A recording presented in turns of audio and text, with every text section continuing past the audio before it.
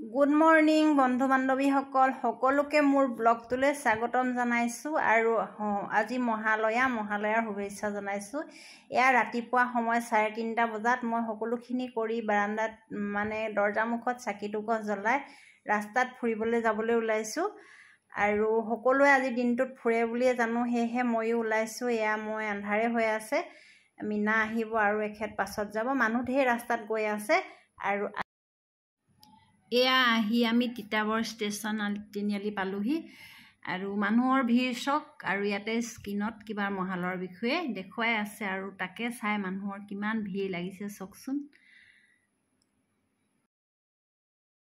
তিতাবৰত মহালয়াৰ কেনেদৰে উদযাপন কৰা হয় চকচোন, কি সুন্দৰ দৃশ্য।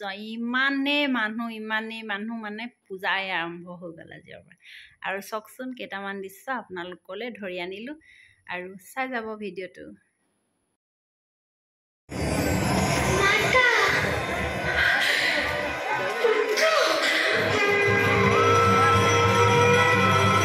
পূজা বুলিলে জেলপিয়ে মেইন। আজিৰ পৰা পূজাৰ আৰম্ভ আৰু দেৱ দেৱীসকল সকলো ধৰাৰ বুকুলৈ নামি আহিছে আৰু বহুত দেৰি খোজকঢ়াৰ অন্তত আমি সকলোখিনি চোৱাৰ পাছত চাহ একাপৰ বহুত অনুভৱ কৰিলোঁ। সেয়েহে হোটেলত সোমাই সকলোৱে আমি লাল চাহ একাপ জেলপি এটি খালোঁ।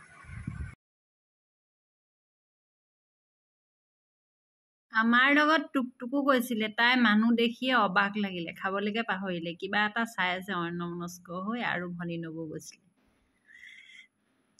আৰু প্ৰতি বছৰে কৰাৰ দৰে এইবাৰো তেওঁলোকে দেৱ দেৱী নিজকে সজাই 3খনমান গাড়ীত ব্ৰহ্মা বিষ্ণু মহেশ্বৰ আদি কৰি দুৰ্গালৈকে সকলো দেৱ দেৱীক নিজে সজাই শোভাযাত্ৰা কৰে। শোভাযাত্ৰাটো কিহৰ কি কথা মই নাজানো, মই এইটোৱে জানো সম্ভৱ দেৱী ধৰাৰ বুকুলৈ আগমনৰ হেতুকে সকলোৱে চাগে আদৰণি জনাবলৈ এই শোভাযাত্ৰাটো আৰম্ভ কৰে। আৰু সকলোৱে মিলি আমি হোটেলৰ মুখতে ফটোকপি ল'লোঁ। কিমান মানুহ চক, এয়া যাত্ৰা আৰম্ভ কৰিছে। ক'লৈ কেনেকৈ কিমান দূৰ যায় মই সেই বিষয়ে নাজানো, চাওঁ আৰু ৰাতিপুৱাই গুচি আহোঁ।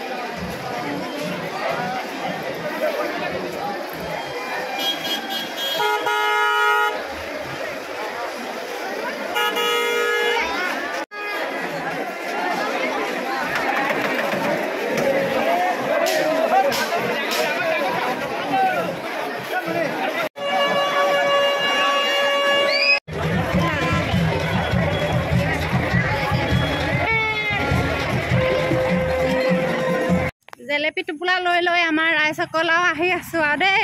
জেলেপি ল'লোঁ চাহ খাবলৈ, হোটেলত খাই আহিলোঁ, ঘৰৰ মানুহলৈ জেলেপি লৈ আহিছোঁ। আমি এতিয়া যাবলৈ ওলাইছোঁ আৰু ৰাতিও পোৱালে ইতিমধ্যে। আৰু ভিডিঅ'টো চবেই চাব, ফেচবুকত চালে ফ'ল' কৰিব আৰু যদি ইউটিউবত চাই আছে তেতিয়াহ'লে ছাবস্ক্ৰাইব কৰিব। আজিলৈ ৰাতি যেতিয়া কিন্তু সকলোৰে শুভ হওক তাৰে কামনাৰে বাই।